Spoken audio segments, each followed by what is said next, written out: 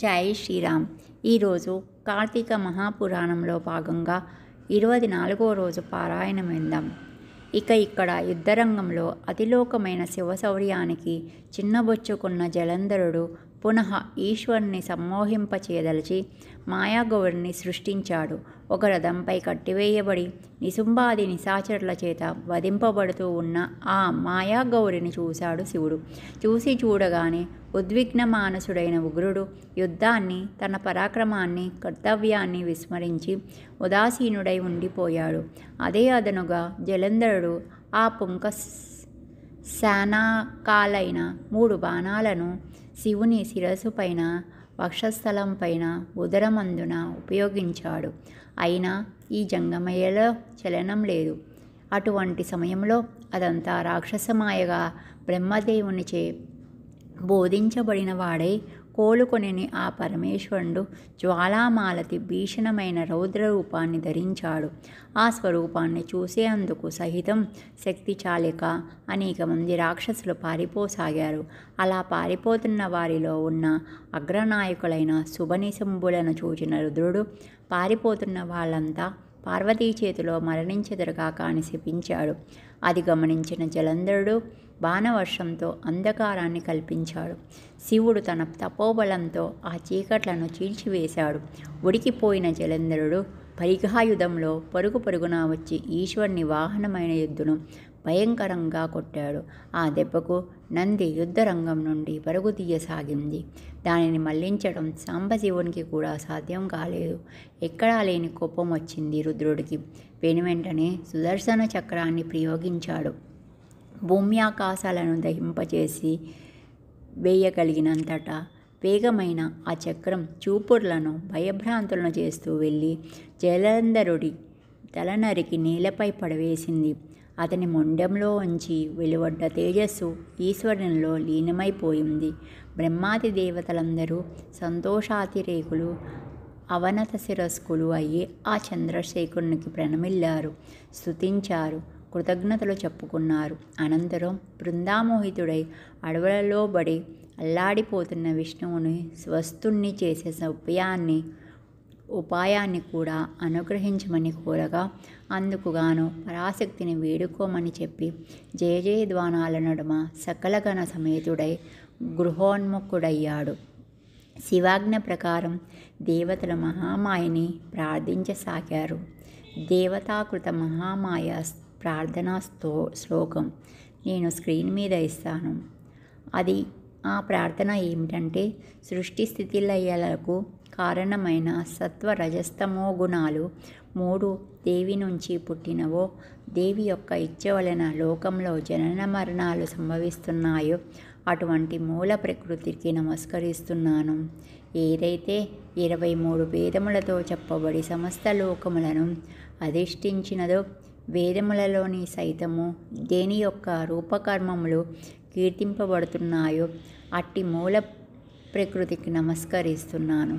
దేనియందు భక్తుడైన వాడు దరిద్ర భయ మోహ పరాభవాలను పొందాడో, ఏదేది తన భక్తులయందు ఎడతెగని ప్రేమ కలదో ఆ మూల ప్రకృతికి నమస్కరిస్తున్నాను. నారదుడు ఇలా చెప్తున్నాడు.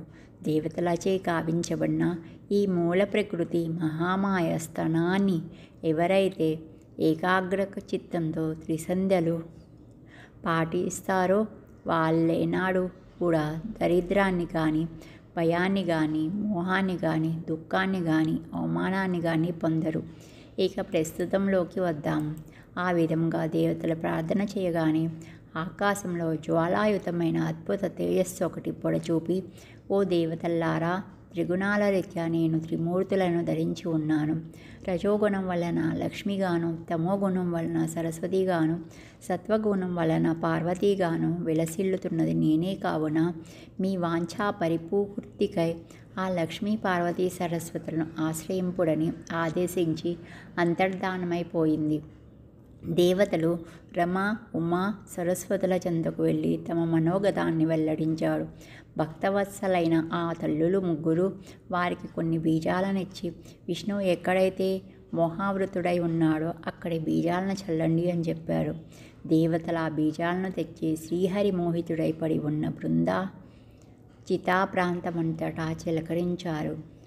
ఓ పృథుభూపతి, పాతివ్రత్య మహిమా సుశోభితమైన ఈ గాథను ఏకాగ్ర చిత్తంతో చదివిన స్త్రీలు కానీ పురుషులు కానీ ఇహంలో సంతాన సంపదను, పరంలో స్వర్గ సంపదను పొందుతున్నారు అన్నాడు నారదుడు.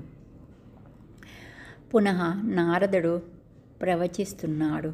ఓ పృథు మహారాజా, పూర్వోక్త విధంగా బృందా చితాస్థలిలో దేవతలచే చల్లబడిన బీజాల వల్ల త్రిగుణ శోభితాలైన ఉసిరి, మాలతి, తులసి అనే 3 రకాల వృక్షాలు ఆవిర్భవించాయి.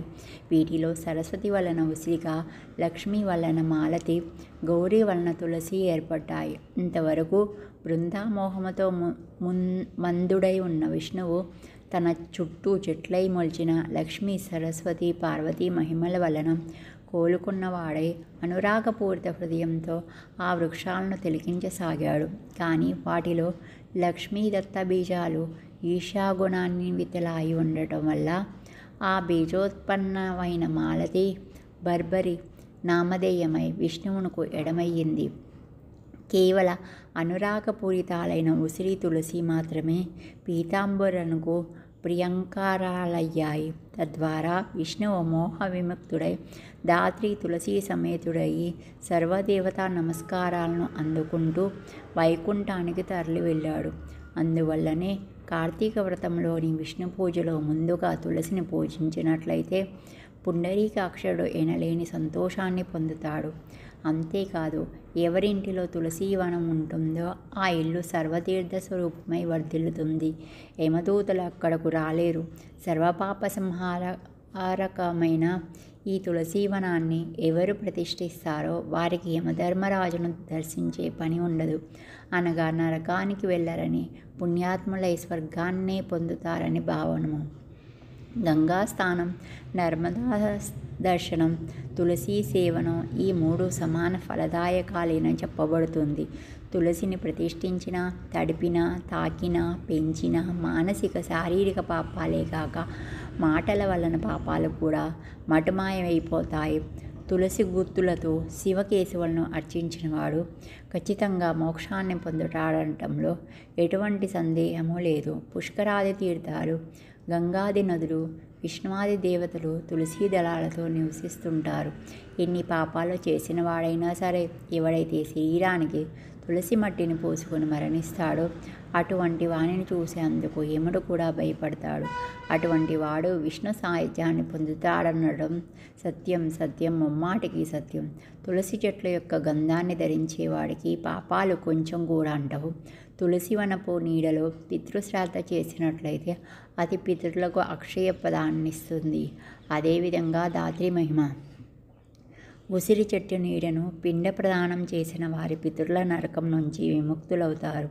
ఎవడైతే తన శిరస్సు పైన, ముఖమందున, దేహమందున, చేతులందున ఉసిరి పండును ధరిస్తాడో వాడు సాక్షాత్ విష్ణు స్వరూపుడైన తెలుసుకోవాలి. ఎవడి శరీరంపై ఉసిరిక ఫలము, తులసి ద్వారకోద్భవమైన మృత్తిగా ఉంటాయో నిస్సందేహంగా వాడు జీవన్ముక్తుడేనని తెలుసుకో. ఉసిరి పండ్లను, తులసి దళాన్ని కలిపిన జలాలతో స్నానమాడిన వాడికి తక్షణమే గంగా స్నాన ఫలం లభిస్తుంది. ఉసిరి పత్రితో కానీ, ఫలాలతో కానీ దేవతా పూజ చేసిన వాడికి ముత్యాలతోనూ, మాణిక్యాలతోనూ, బంగారంతోనూ ఆరాధించిన ఫలం ప్రాప్తిస్తుంది. సూర్యుడు తులాగతుడైన కార్తీక మాసంలో చేయబడే యజ్ఞ యాగాదులు, తీర్థ సేవనలు విశేష ఫలితాలనిస్తాయి. సమస్త దేవతలు, మునులు కూడా ఈ కార్తీక మాసంలో ఉసిరిక చెట్టును ఆశ్రయించుకుని ఉంటారు. ఏ నెలలోనైనా సరే ఎవడైతే ద్వాదశి నాడు తులసీ దళాలను కార్తీకం 30 రోజులలోనూ ఉసిరిక పత్రిని కోస్తున్నాడా వాడు నింద్యాలైన నరకాలనే పొందుతున్నాడు. కార్తీక మాసంలో ఎవరైతే ఉసిరి చెట్టు నీడను భోజనం చేస్తాడో వాడి యొక్క 1 సంవత్సరపు దోషం తొలగిపోతుంది. ఉసిరి నీడన విష్ణు పూజ చేసినట్లయితే అన్ని విష్ణు క్షేత్రాల్లో శ్రీహరిని ఆరాధించిన పుణ్యం కలుగుతుంది. శ్రీహరి లీలలను మహిమలను చెప్పడానికి ఏ ఒక్కరికి కూడా ఎలాగైతే సాధ్యం కాదో అదే ప్రకారం ఈ తులసీదాత్రి వృక్షాల మహిమలకు చెప్పడం కూడా చతుర్ముఖుడైన బ్రహ్మకు కానీ సహస్రముఖుడైన శ్రేష్ఠునికి కానీ సాధ్యం కాదు. ఈ దాత్రి తులసి జనన గాథ ఎవరు వినిపిస్తున్నారో వాళ్ళు తమ పాపాలను పోగొట్టుకున్న వారే, తమ పూర్వులను కూడి శ్రేష్టమైన విమానంలో స్వర్గానాన్ని పొందుతారు. ఇంతటితో 24వ రోజు పారాయణము సమాప్తము. విన్నారు కదండి. ఈ వీడియో నచ్చినట్లయితే లైక్ చేయండి, షేర్ చేయండి. డౌట్స్ ఉండి కామెంట్లో పెట్టండి. పక్కనే ఉన్న బటన్ ప్రెస్ చేయడం వల్ల నేను పెట్టే ప్రతి వీడియో మీకు నోటిఫికేషన్ రూపంలో వస్తుంది. జై హింద్, జై భారత్, జై శ్రీరామ్.